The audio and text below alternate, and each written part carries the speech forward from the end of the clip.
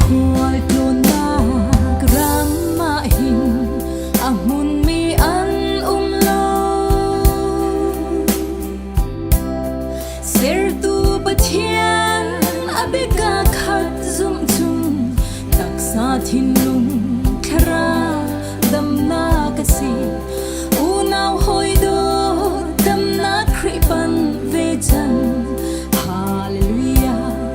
hallelujah amen Pathian chuka Bochan I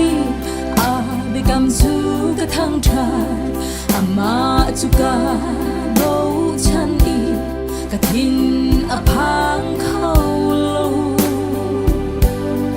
minung men men ni chung zai tin an ka ti kho lai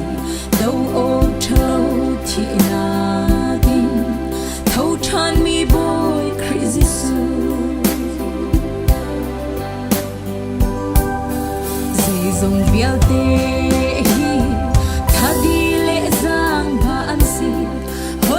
chim khó xì lâu mi ni hin mu hết chim ti a ngày lâu y na ni hin thề hi kim ti a ngày về Emmanuel Pathian kan sin na kan cha đốt na dong thiam lâu mi Giêsu Pathian chuka Bochan I abekam chu ka thang tha ama chuka Bochan I ka thin aphang khau lo minung men men ni chung zai tin an ka ti kho lai dau ok thlo thi na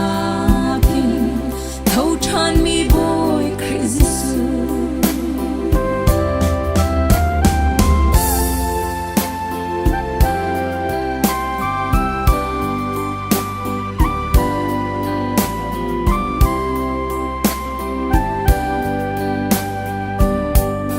Bacha khua ro har thil pathum an gangal kho lo mi thil pali an si zuang mi mu pilam lei lung chung I a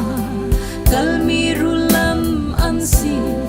ri chung I a kal mi sa phlong lam lei mi vial te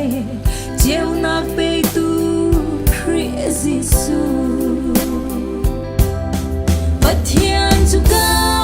Bochan I abekam chu ka thang tha ama chuka Bochan I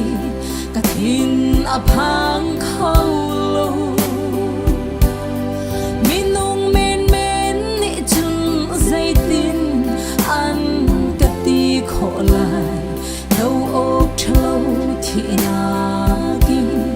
thau than mi boy crazy su Pathian chuka Bochan I abekam chu ka thang tha ama chuka Bochan I ka thin aphang khau lo minung men men ni chung zai tin an ka ti kho lai dau ok thlo thi na kin thau than mi boy crazy su